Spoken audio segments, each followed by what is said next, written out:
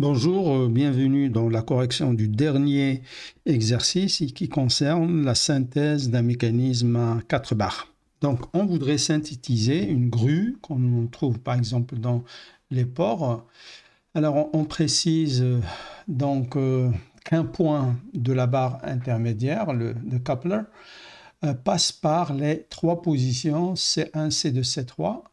Et donc, on voudrait si c'est possible, que la trajectoire soit la plus proche possible d'un segment de droite.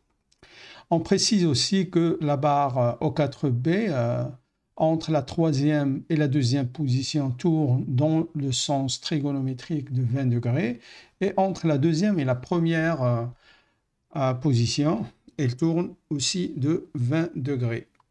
Donc, première chose, on doit trouver les positions de l'articulation mobile B dans la position 2 et 1. Donc, on va dire que le point B2 est obtenu par rotation de B3 d'un angle qui est spécifié en degrés par rapport à l'articulation fixe O4. Et donc, voilà, on trouve la position de B2.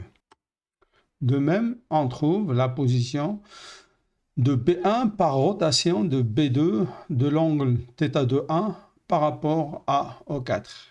Et donc, voilà. Alors, ici, les points B et C, ils appartiennent à la même barre, à la barre intermédiaire. Et ce qu'on voudrait trouver, en fait, c'est la position de l'articulation mobile A, qui fait qu'on va obtenir un mécanisme à 4 barres, O2, A, B, O4 et C étant un point de la barre intermédiaire.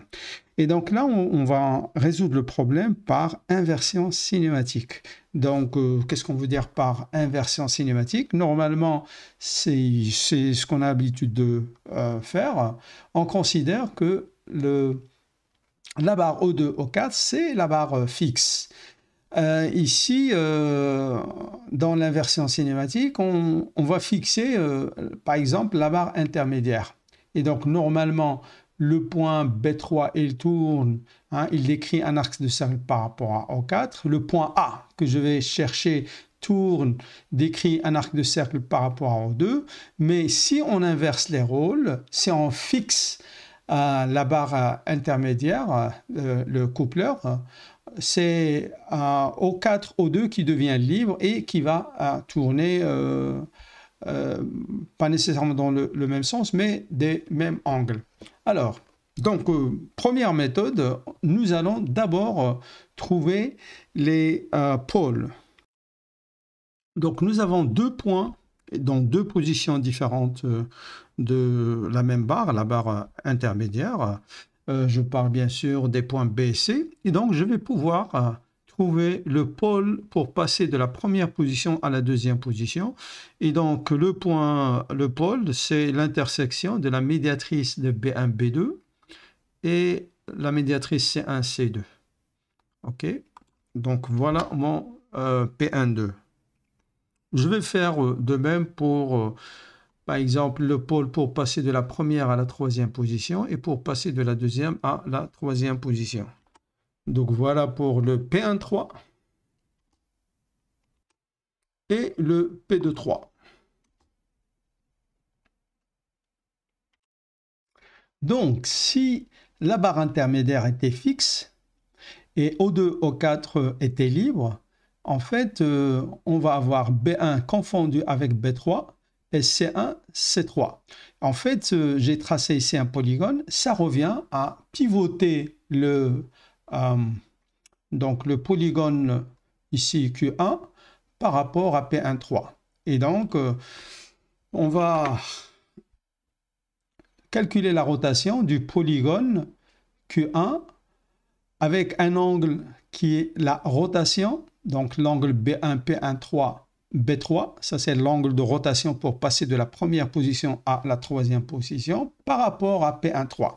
Et donc on voit effectivement que en faisant ça, j'ai B1 qui est confondu avec B3 et C1 confondu avec C3. Voilà. Donc, si on procède à l'inversion cinématique, et donc si la barre intermédiaire était fixe, en fait, c'est O2 qui viendrait en O2-1 et O4 qui viendrait en O4-1. Et donc, on peut faire la même chose en considérant le polygone O4, B2, C2, O2 et en le faisant tourner, par exemple, autour de P2-3 de l'angle de rotation pour faire coïncider B2 avec B3 et et C2 avec C3, on obtiendrait la position de O2, O4 qui correspond à la position 2 si en fait O2, 4 était libre et c'est B3, C3 qui était fixe. Donc au lieu de créer d'abord le polygone, je peux écrire une seule instruction, donc je demande la rotation et là je définis à la volée le polygone, donc O4, B2, C2, O2 et je demande à effectuer une rotation par rapport à P2-3 de l'angle B2, P2-3 à B3. Donc voilà, ça me donne la rotation de polygone que je viens de créer. Donc voilà, je trouve la position de O2 qui correspond à la deuxième position et puis la position de O4 si la barre intermédiaire est fixe et O2, O4 tourné.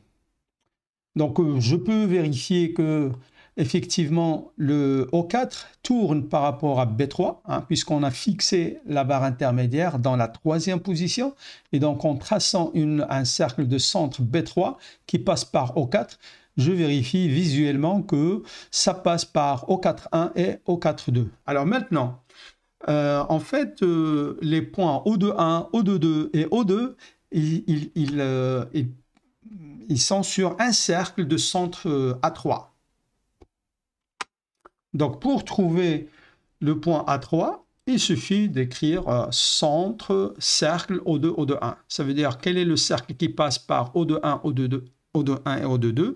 Et puis, trouver son centre et le voilà, il est là, c'est le point A3.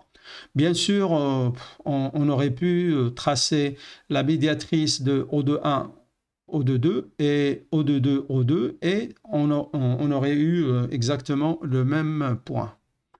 Donc nous avons trouvé la position de A3. Il suffit maintenant de trouver les positions de A2 et de A1. Donc comment je peux obtenir la position de A2? Juste par une rotation par rapport à P2-3, puisque entre la deuxième et la troisième position, on tourne par rapport à P2-3 et donc on va tourner dans le sens inverse, d'où le signe moins. Donc on fait une rotation de A3 par rapport à P2-3 d'un angle de moins B2, P2-3, B3. Donc cet angle, c'est ce qui va me permettre de passer de 2 à 3. Maintenant, je veux reculer, je veux passer de 3 à 2, donc je vais tourner dans le sens inverse. Et bien sûr, le A1, ça va être, par exemple, si on utilise P1,2, on va utiliser le A2 et on va tourner dans le sens inverse. Donc voilà la formule, A1 égale rotation de A2 par rapport à P1,2 et dans le sens opposé de la rotation de 1 vers 2. Et donc avec un angle de moins l'angle entre B1, P1,2 et B2.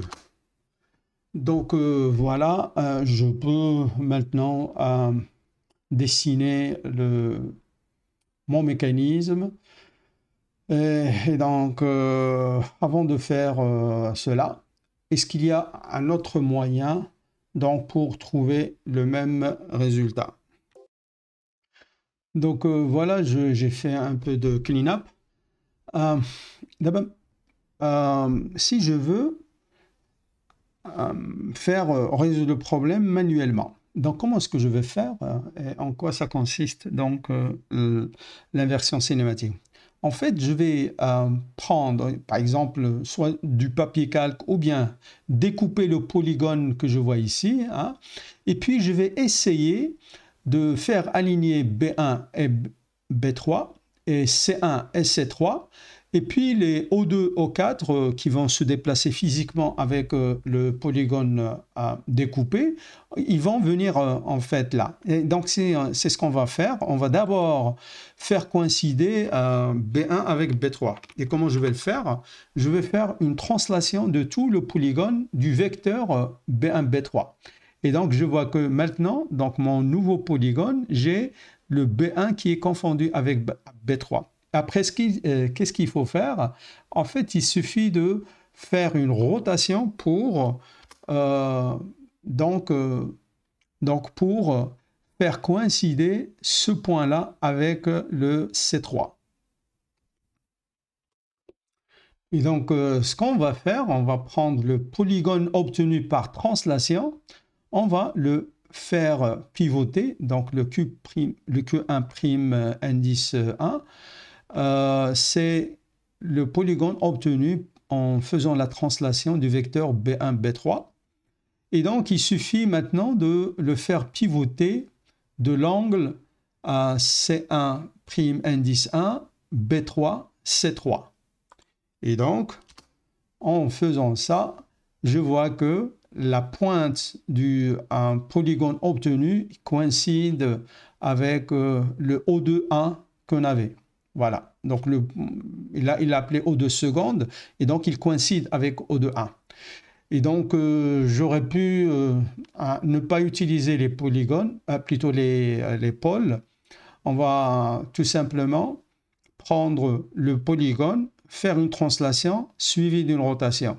Et de même, je peux faire une translation d'abord de polygone O4, B2, C2, O2, du vecteur B2, B3, et après une rotation, et on va avoir la position de O2, O2. Donc ça, c'est la deuxième méthode. Il y a une troisième méthode que je vais expliquer après un clean-up. Et donc, si on comprend que si on fait l'inversion cinématique et on fixe la barre intermédiaire pour passer par exemple de la première à la troisième position, donc en fait tout le polygone est en train de tourner par rapport au pôle P1,3. En fait, sans dessiner les polygones, etc., une fois on a compris ça, en fait, comment on peut obtenir le O2'1? C'est tout simplement en faisant tourner O2, voilà, d'un angle qui correspond à la rotation entre la première et la troisième position. Donc, je peux prendre B1, P1,3, B3, ou bien C1, P1,3, C3. OK? Par rapport à P1,3. Et pour le 2, ça va être... donc, c'est toujours la rotation du même point, O2, mais l'angle, il a changé et le pôle, il a changé. Donc, c'est pour passer de la deuxième à la troisième position. Et par conséquent, on va utiliser le P2,3. Alors maintenant, la quatrième méthode que je vais expliquer. Donc, pendant la rotation entre la première et la troisième position autour du pôle P1,3, la distance entre B1 et O2, il va être conservé. Donc, je vais avoir la même distance entre B1 et O2 que entre B3 et O2'1. OK? Mais, en fait, bon, le module ne va pas changer, mais je vais avoir une rotation. Et donc, comment est-ce qu'on peut obtenir donc, cette position O2'1 en jouant sur le fait que la distance, elle est conservée et que, en fait, on va tourner entre la première et la troisième position, comme on l'a vu avec le polygone. Donc, on va créer d'abord un vecteur qui est parallèle au vecteur U en faisant une translation de point B3U, mais on va le faire en une seule fois, suivi donc la translation de P3U, ça veut dire en créant un vecteur qui est parallèle à U, on va faire une rotation qui est la rotation global de mon polygone, comme on l'a vu tout à l'heure, et qui est obtenu en calculant l'angle entre la droite B1C1 et B3C3. En fait, la rotation totale de mon polygone O4 B1C1 O2 entre la première et la troisième position correspond à cet angle. Et le tout, la rotation, il va se faire autour de B3. Alors, on va tester. Hein. Donc, voilà, effectivement, je tombe pile sur le même point O de 1. Donc, le point obtenu ici, c'est exactement le même. Et donc, si je décompose, donc, translation B3U,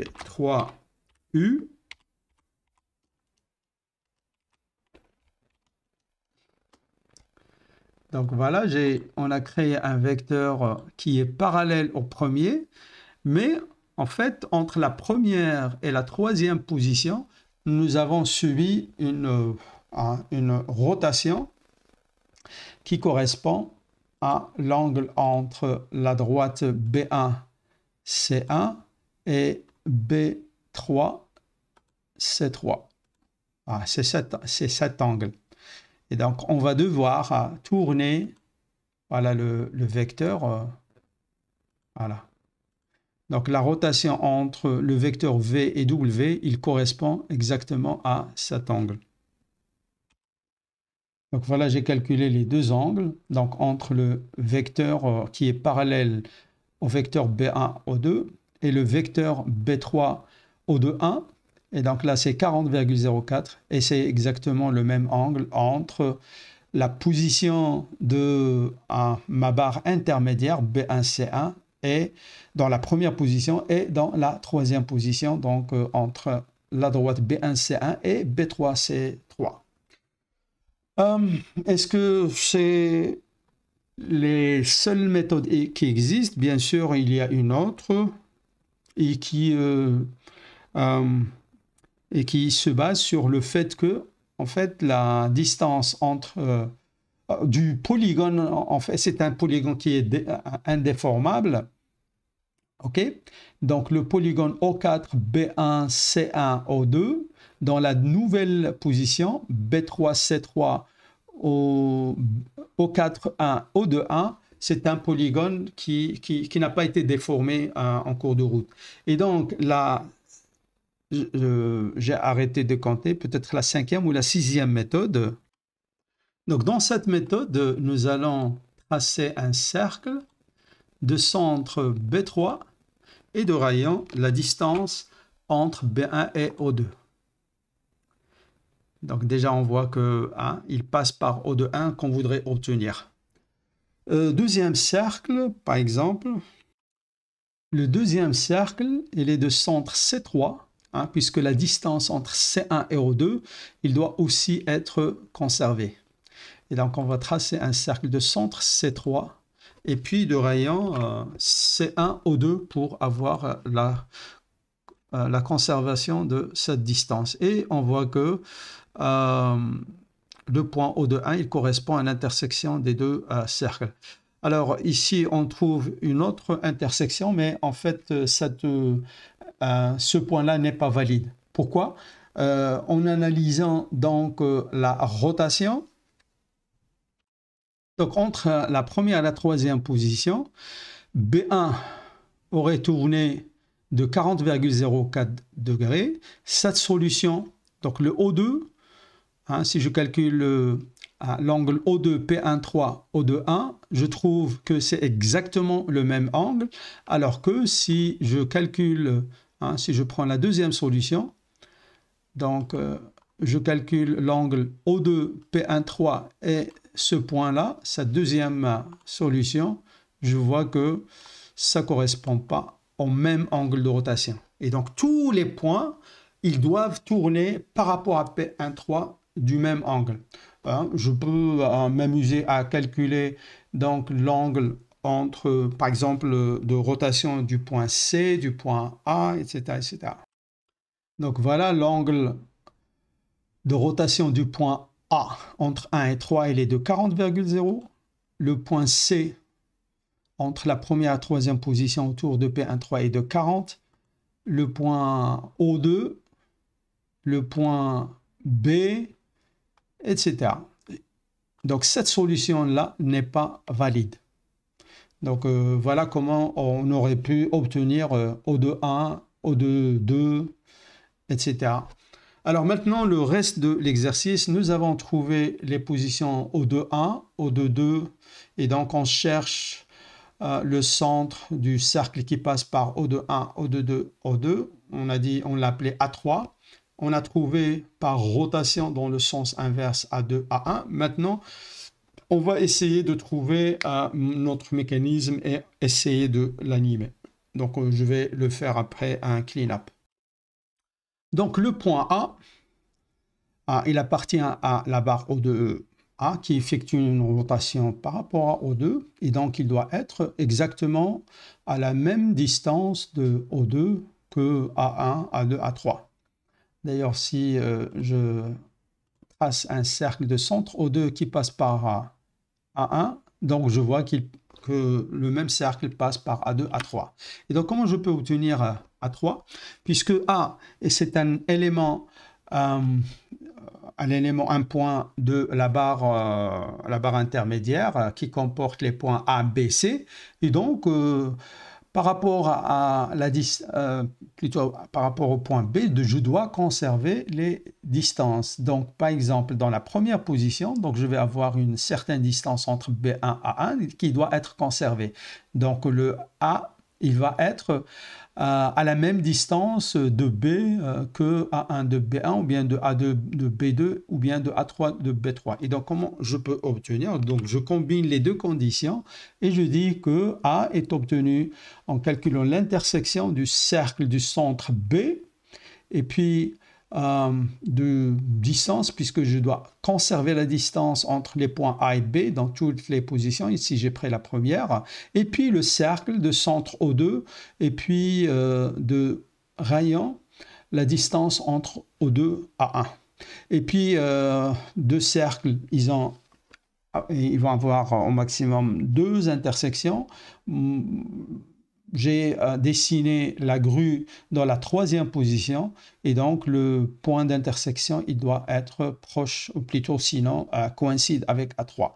Et donc je vois si je change, je demande la deuxième solution, elle est là, hein, elle est différente et donc ça va être plutôt c'est la première solution qui m'intéresse, donc je vais dire 1. Et donc voilà.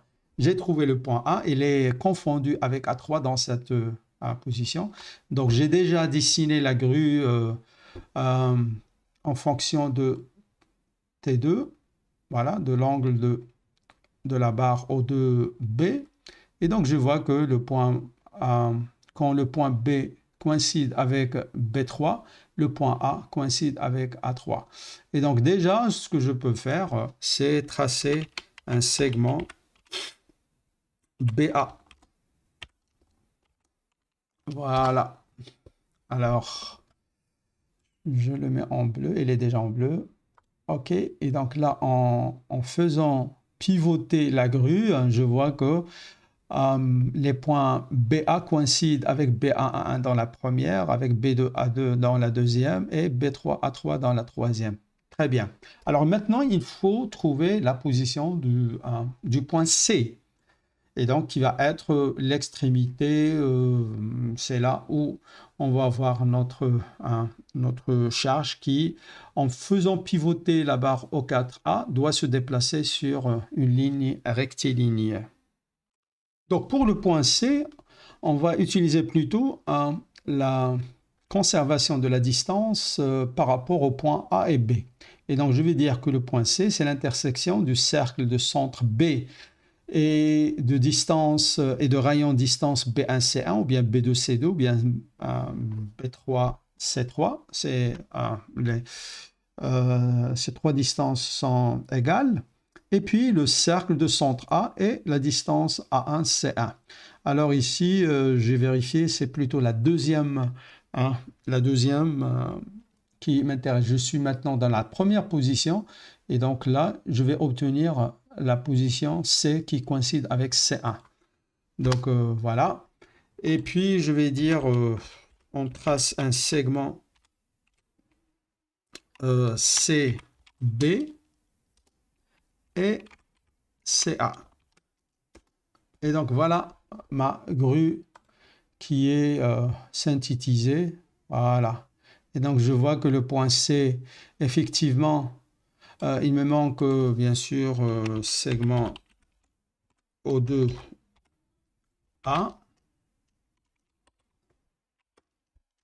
Et voilà mon mécanisme à 4 barres avec un point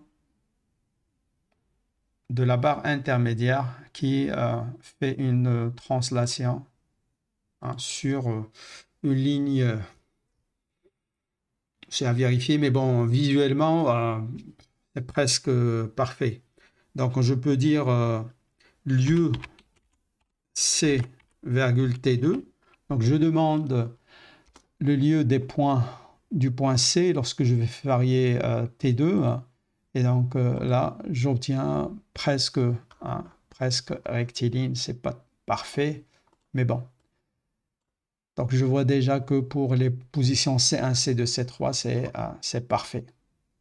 Donc, voilà. Merci pour votre attention.